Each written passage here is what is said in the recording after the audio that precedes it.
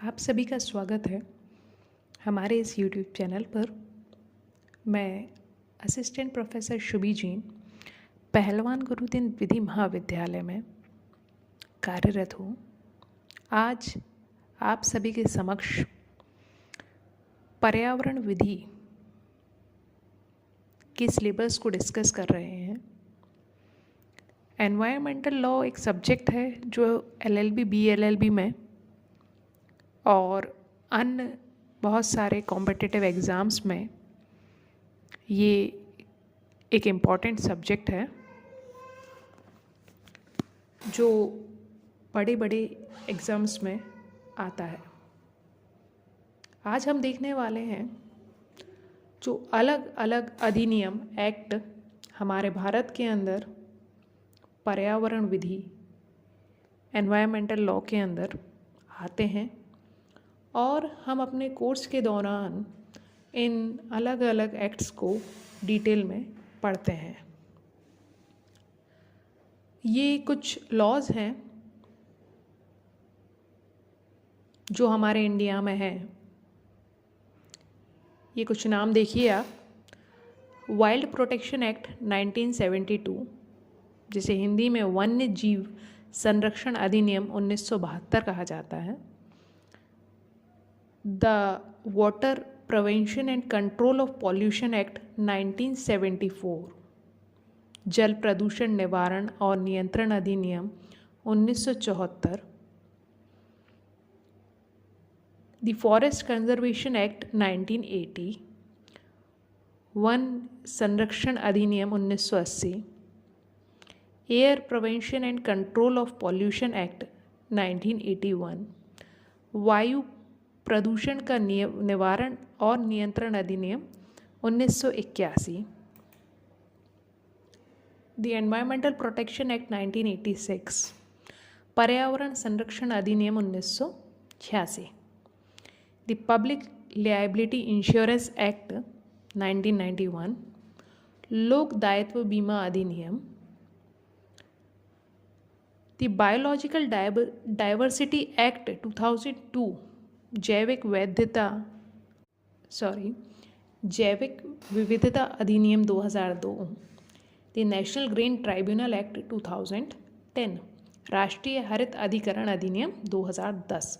ये कुछ मुख्य अधिनियम जो हमारे भारत के अंदर पर्यावरण के संबंधित अलग अलग क्षेत्रों के लिए बनाए गए हैं।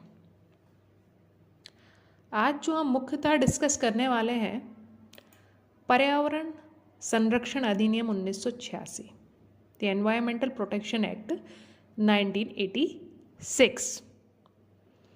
हम इस अधिनियम के बारे में डिटेल में जानेंगे कि ये अधिनियम क्यों आया, क्या आवश्यकता पड़ गई इतने सारे अधिनियमों के बाद इस पर्यावरण संरक्षण अधिनियम को बनाने की। आप देख सकते हैं 1986 के पहले भी हमारे पास कुछ अधिनियम थे, जैसे wild life protection act, water preservation and control pollution act, forest conservation act, air preservation and control of pollution act 1981। फिर भी ये पर्यावरण संरक्षण अधिनियम, जिसे हम कहते हैं इंग्लिश में एनवायरमेंटल प्रोटेक्शन एक्ट, इसको बनाने की क्या आवश्यकता पड़ी, इसको ही हम डिटेल में डिस्कस करने वाले हैं कि ये अधिनियम कब आया, कब लागू हुआ, इसका क्या ऑब्जेक्टिव था, इस पूरे एक्ट में किन किन चीज़ों के बारे में डिस्कस किया गया है। एनवायरमेंटल प्रोटेक्शन एक्ट को एक अम्ब्रेला लेजिस्लेशन भी कहते हैं। ये जो एक्ट है ये बहुत सारे अलग अलग पर्यावरण के संबंधित बहुत सारी एक्टिविटीज़ को कवर करता है, बहुत सारी चीज़ों को प्रोहिबिट करता है। इस एक्ट में ना सिर्फ एयर की बात की गई है या फिर लैंड की या फिर वाटर की, इस एक्ट को ऑल ओवर कवर किया गया है। कंप्लीट एनवायरनमेंट की बात करते हैं। इसके पीछे हम हिस्टोरिकल बैकग्राउंड जान लेते हैं कि हर एक्ट के आने के पीछे कोई ना कोई रीज़न रहता है, उसकी आवश्यकता महसूस होती है जब ही वो अधिनियम बनाया जाता है और वो एक्ट बन के हमारे सामने आता है। तो एनवायरमेंटल प्रोटेक्शन एक्ट के पीछे क्या रीजंस रहे, देखते हैं। देखिए, जैसे कि आप इस पिक्चर में देख रहे हैं, सबसे पहले हम बात कर लेते हैं, एक सम्मेलन हुआ था, एक नेशनल कॉन्फ्रेंस हुई थी, इंटरनेशनल कॉन्फ्रेंस हम कहें हम इसे। यूनाइटेड नेशन ने पहली कॉन्फ्रेंस रखी थी जो ह्यूमन एनवायरनमेंट के बारे में बात करती थी। इसमें भारत भी एक देश जिसने प्रतिभाग किया था। यह सम्मेलन 1972 में स्टॉकहोम में हुआ था, जिसमें सभी देश के लोग 1970 के दशक में बहुत ज़्यादा चिंतित थे पर्यावरण के प्रति। जब बहुत सारी समस्याएं उत्पन्न हुई, इसके पहले पर्यावरण के प्रति इतने जागरूक, इतने सजग नहीं थे। उन्हें आवश्यकता लगी कि हर देश में पर्यावरण के संरक्षण के लिए कोई ना कोई नए रूल्स रेगुलेशंस होने ही होने चाहिए। तो 1972 में जब हमारे इधर से इस सम्मेलन में प्रतिभाग किया गया, तब भारत ने भी अपनी सहमति जताई थी कि हाँ, हम ज़रूर कार्य करेंगे। तो ये जो मानव सम्मेलन हुआ था स्टॉकहोम में 1972 में, ये एक मेन रीज़न था हमारा एनवायरमेंटल प्रोटेक्शन एक्ट के आने के पीछे। सेकेंडली, आप सभी ने सुना है भोपाल गैस त्रासदी। ये एक बहुत बड़ी ट्रेजेडी है जिसमें कई हज़ारों लोग ख़त्म हुए और अलग अलग प्रकार की विकृतियाँ लोगों में आईं। उस समय महसूस हुआ कि इस पूरे हादसे के लिए जिम्मेदार कौन, और जब आप इस हादसे के बारे में पढ़ेंगे, भोपाल गैस त्रासदी अभी तक का बहुत बड़ा एक इंडस्ट्रियल एक्सीडेंट है जिसे शायद ही कोई भुला पाए।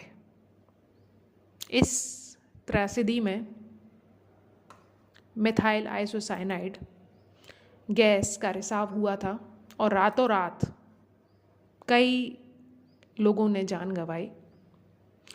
इसके अलावा हमारा भारतीय संविधान का अनुच्छेद है आर्टिकल 253, जो इंटरनेशनल एग्रीमेंट्स के बारे में बात करता है, और इस आर्टिकल के अंदर भी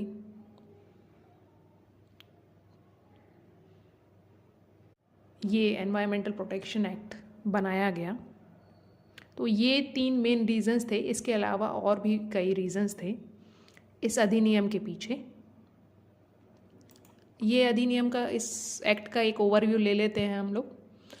एनवायरमेंटल प्रोटेक्शन एक्ट जो हमारे इधर पे फोर्स में आया 19 नवंबर 1986 में, ये एनेक्ट हुआ मई 1986 में। इसमें टोटल सेक्शंस 26 हैं, 4 चैप्टर्स में डिवाइडेड हैं। एक ओवरव्यू है, चैप्टर 1 प्रिलिमिनरी, इसमें सेक्शन 1 और 2 आता है। Chapter 2 general powers of central government, section 3 and 6। Chapter 3 में है prevention control and abetment of environmental pollution, section 7 to 17 इसके अंदर आता है। 4th मिसलेनियस है, इसमें सेक्शन 18 to 26 आता है। हिंदी में भी है आप लोगों के लिए। प्रारंभिक अध्याय 1 केंद्र सरकार की सामान्य शक्ति, अध्याय 2। अध्याय 3 पर्यावरण प्रदूषण की रोकथाम, नियंत्रण व उपशमन के लिए। अध्याय 4 मिश्रित, जिसमें धारा 18 से 26 तक आता है। ये डिटेल में हम इसके बाद डिस्कस करते हैं। एनवायरमेंटल प्रोटेक्शन एक्ट 1986 के इस बारे में बताता है। ये इंडेक्स है, आपको आपके बेयर एक्ट में मिल जाएगा, जो हमारे इंडेक्स रहता है बेयर एक्ट के आगे। ये देखिए एनवायरमेंटल प्रोटेक्शन एक्ट का चैप्टर वाइज डिस्क्रिप्शन है, थोड़ा सा हेडिंग है, जैसे आप देख सकते हैं। Section 1 short title extent commencement, section 2 definition, section 3 power of central government to take measures to protect and improve environment, section 4 appointment of officers and their powers and functions, section 5 power to give directions, section 6 rules to regulate environment pollution, chapter 3 आगे देखिए prevention control abatement of environment pollution, section 7 person carrying on industry operations etc not to allow emission or discharge of environmental pollutant in excess of the standards, person handling hazardous substance to comply with procedural safeguards। क्या क्या safeguard measures लेने रहेंगे जब कोई भी व्यक्ति अगर hazardous substance से डील कर रहा है तो।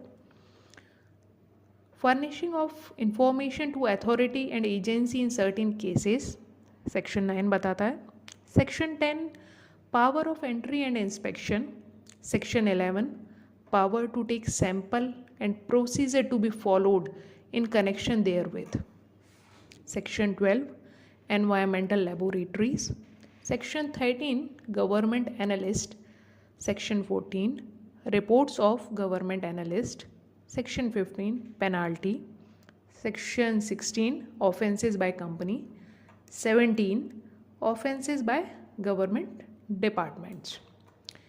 miscellaneous चैप्टर पे आ जाते हैं। इसमें सेक्शन 18 to 26 है, अलग अलग चीज़ें बताई गई हैं, इसमें ऑल ओवर कवर किया गया है। इसको हम अब इस एक्ट को अब हम नेक्स्ट वीडियो में डिटेल में देखेंगे, क्या ऑब्जेक्टिव था, क्या एक एक सेक्शन कहता है, इस एक्ट के अंदर कौन कौन से डेफिनेशन क्लॉज हैं, ये सारी चीज़ें हम डिटेल में देखेंगे।